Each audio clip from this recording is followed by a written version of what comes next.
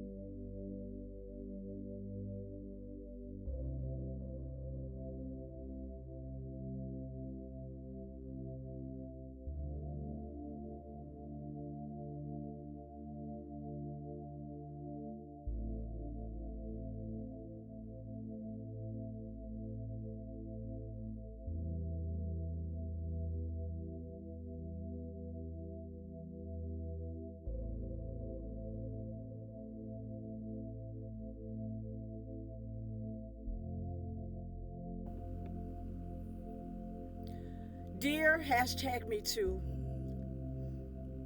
I was guilty. So was he. He had told me he loved me.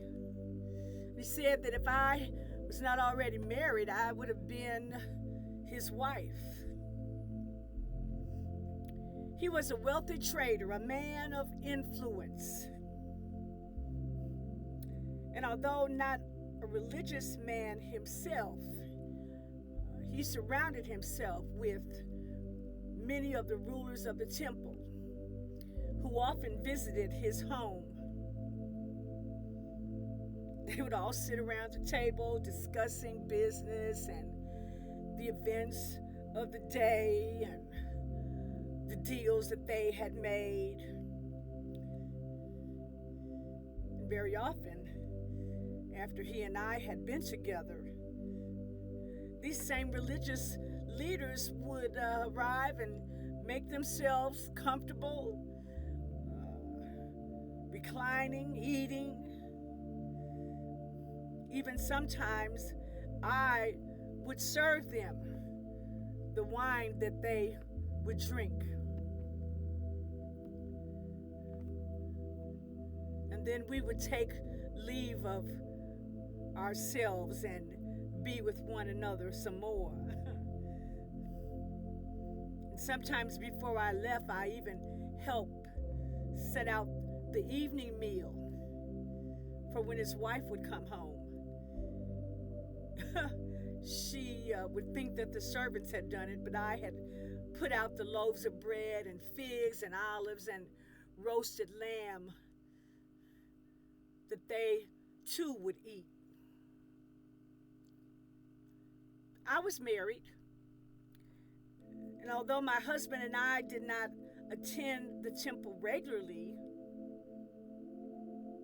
he went to pay the required temple tax and offer the required sacrifices, because without them, a man could be shut out of trading in the markets.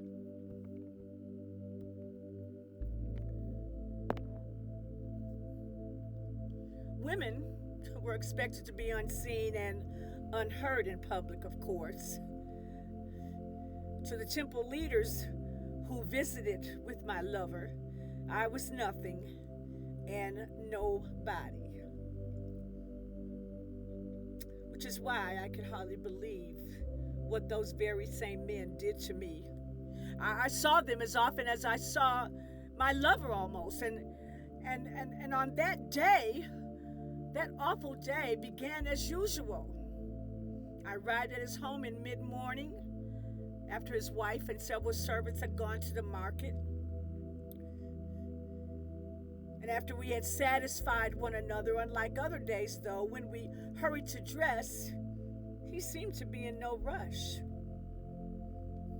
He knew my husband was away and would not return for another month as he was traveling on business, so there was no reason for me to hurry either. But I soon learned he was lingering for another reason. As I rose to wash and refresh myself from a nearby pitcher of water, my gown barely covering my body, suddenly men rushed into the room and seized me from behind. One clamped his hand over my mouth, and the others wrapped me in my gown and the bed linens that lay on the floor, and they carried me off like a sack of barley. Soon after, they threw me to the ground, disoriented, shaken. I didn't know where they were taking me or what I had done. But soon I found myself at the temple in the women's court.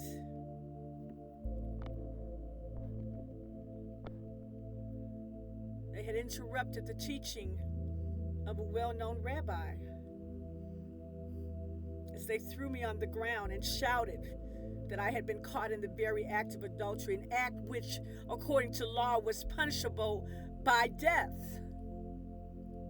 I looked for my lover. He was married. He was just as guilty as I was. But they had not brought him. He had not been arrested. He had not been dragged through the streets. He had not been thrown to the ground to be stoned to death. he was left where the sin had taken place. Only I was taken. Only I was accused. Only I was exposed. Only I was about to die. I had seen women stoned before, and so I stayed on the ground, pulling the torn cloth around me as best I could. I whimpered like an abandoned animal, terrified for my life. The teacher whom they had interrupted, whom I later learned to be known as Jesus, the great prophet. Some called him even the Son of God. He stooped down near me and began to write in the dirt. I never learned to read, so I didn't know what he wrote. But apparently some of the men did. Some of them understood what it all meant, because they grew even more agitated. They shouted louder. They demanded an answer. Did I not deserve to be stoned? Had I not been caught in the very act? They screamed. Were there not witnesses?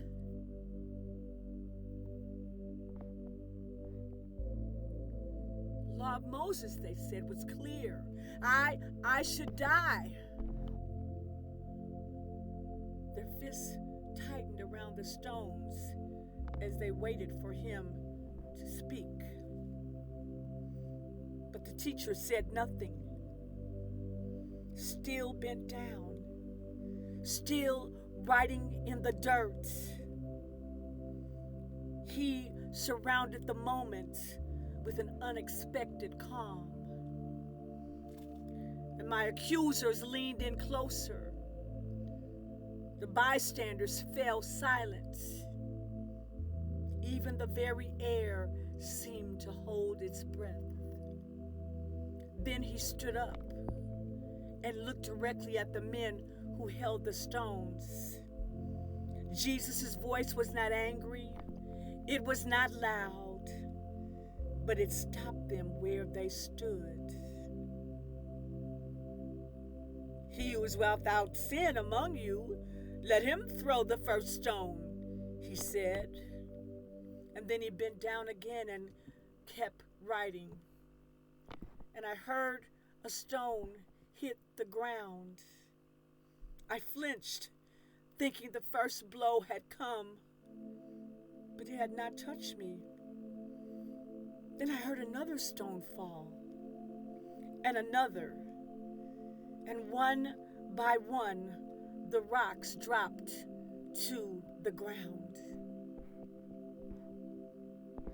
Then came the sound of footsteps, sandals scraping slowly across the temple court. The men who had brought me there began to leave, one by one. I kept my head covered, but through a tear in my garment, I looked. The men who had come to kill me were gone. Only Jesus and the onlookers remained. Then he helped me to my feet. Is there no one here to accuse you? No, my Lord, I answered. Neither do I condemn you, he said gently. Go now and sin no more. Still trembling, still ashamed, still stunned that I was alive, I gathered the torn remains of my clothing around me and began to walk home. I did not run. And as I left, I turned to look back at him once more.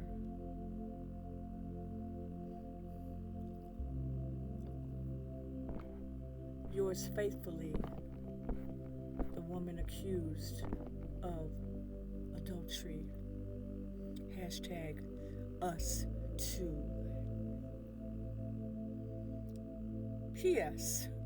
I truly was the temple leader's scapegoat. They did not care about my sin or my lover's sin. They had known about our relationship for some time. Their real goal was to trap Jesus and bring charges against him. They hoped he would either reject the law and discredit himself before the Jews who followed him, or endorse my execution and place himself in conflict with the Roman authorities, who no longer allowed the Jews to carry out death sentences. But that day opened my eyes to more than their hypocrisy. Jesus' words to me, "Go and sin no more," taught me that even sinners are offered mercy, truth, and a second chance. What are we to make of a story like this? Well, first we must tell the truth. This woman was guilty, but she was not the only one guilty. She alone was dragged into public shame. She alone was placed in the center of the temple courts. She alone was made to carry the full weight of accusation. And even before a stone was thrown, injustice, I said injustice, was to be her portion.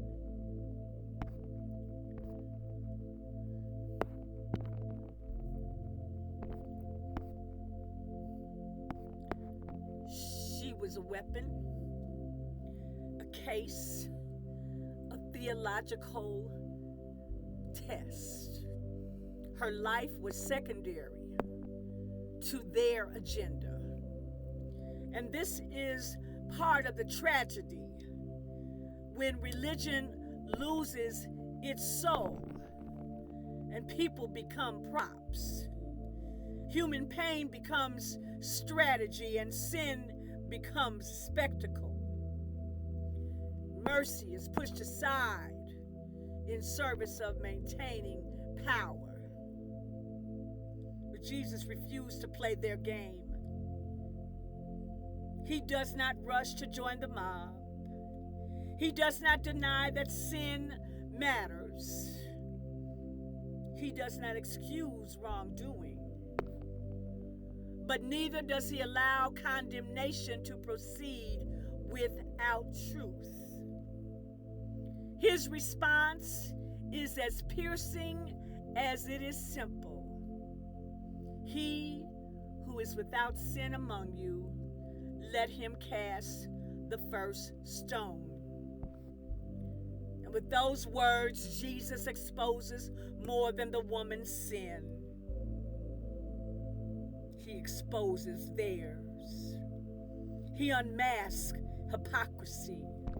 He breaks the false moral superiority of men who are ready to punish in others what they refuse to confront in themselves. And then something remarkable happens.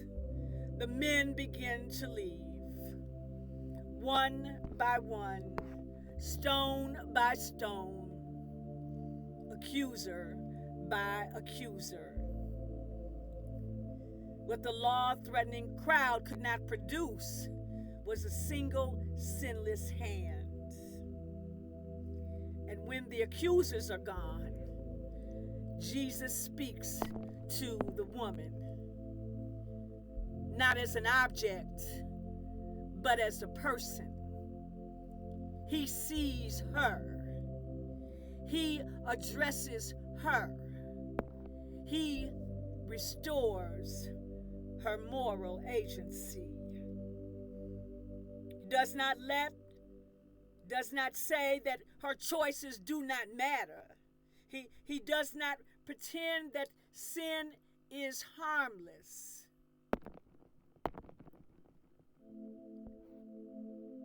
But he also does not reduce her entire existence to the worst thing she has done.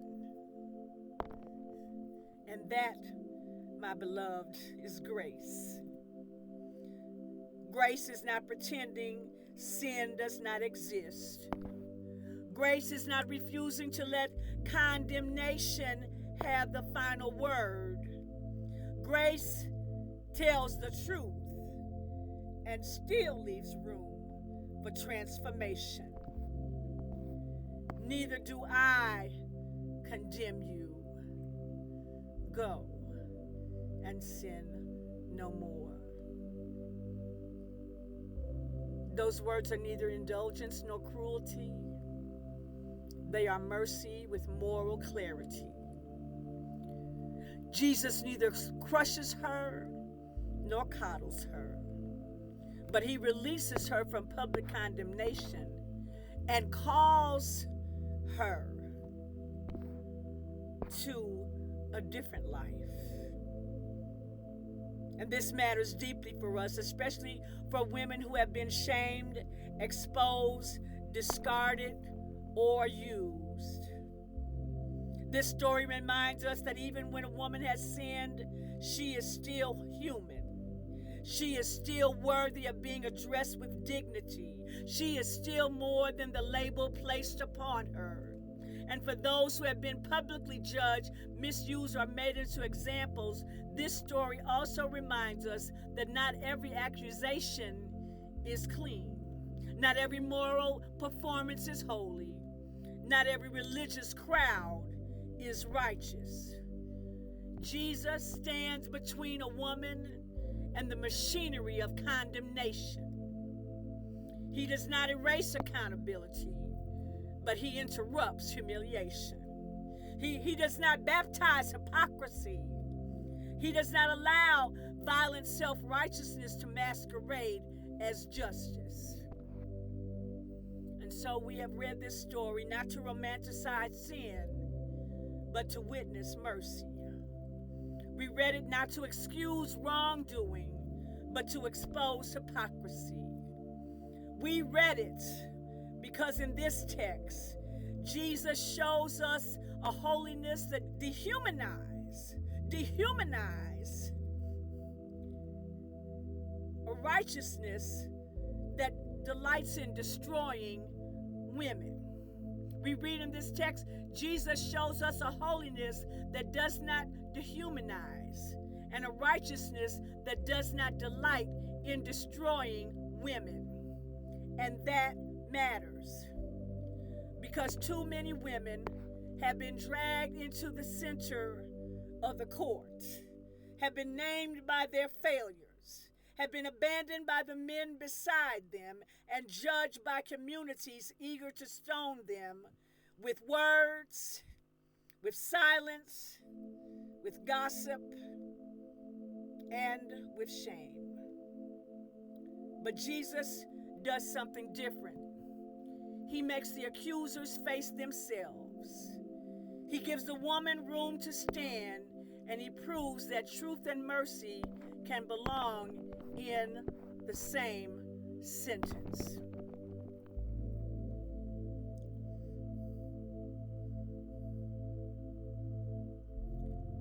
I pray that our time together has been of benefit, of insight, of revelation, of confirmation, of healing.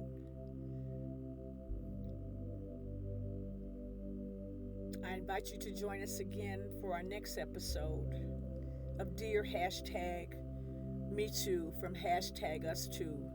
Silence no more. Thank you for joining me. Shalom.